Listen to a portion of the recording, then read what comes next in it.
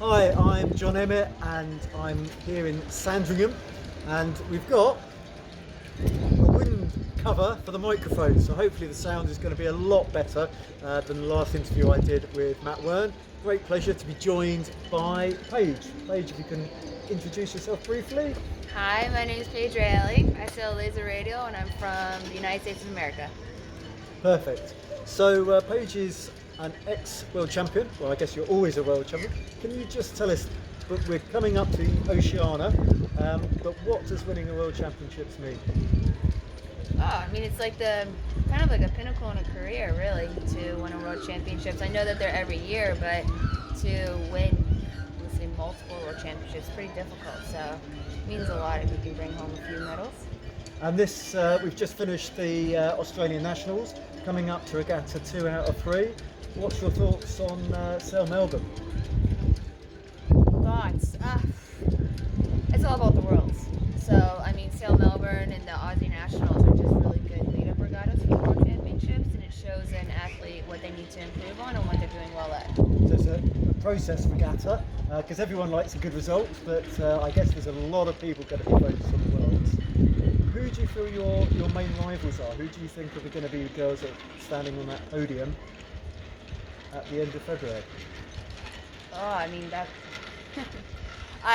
we always have our top girls, right? So I think, you have like a good 10 to 15 girls that can all be on podium. So, I mean, I could name names, but there's a whole bunch of us that are doing quite well, so. You're meant to give me names so I know who to interview, Paige. You're not, so Paige has just come straight off the water. It's been a big day at the office. This isn't the normal land attire. And it could be a very physical week. Do you have any thoughts for people who are coming to do their first World Championships? Yeah, I think you should just take a lot from the regatta, see what you can learn. And I think come into the event with a lot of confidence, because for first World Championships, I've noticed that the younger ones can be intimidated. And I say go and be naive and just go as hard as you can, and don't care who you start next to or who you're around, and just kind of believe in yourself and go for it. Yeah, I mean, I've noticed over the last 10 years, the depth in the women's fleet has just increased and increased and increased. There isn't particularly an easy place to start or anything like that. What's your build-up been? Because it's been fantastic being in Australia over the winter or their summer. So what's your plans over the next few weeks between now and the World Championships? Well, first off, I'm taking all these conditions we're in and just not expecting it to be at Worlds.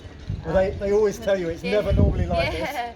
I'm just using this to try to get in as good a shape as I can, and then I'm learning the area, but I'm not going to take it as concrete for the event. So I'm keeping myself really open-minded and just keeping objectives, so I'm as fit and as mentally prepared for the world as I can be. And healthy? Healthy, yeah, that's my number one goal. Your I can't think what you call it, but your face mask, that video that went viral. What was the thoughts on that? That seems very sensible to me. Well, first off, my lungs are quite sensitive just from my own situation that I have going. And that day there was a lot of smoke from the fire, so I'm not going to jeopardize any of my health for it. So there's nothing wrong with wearing a mask, and I mean, I can still do everything that everyone else can, so I might as well protect myself. Yeah, I mean, you were probably the most comfortable when you came off the water at the end of the day.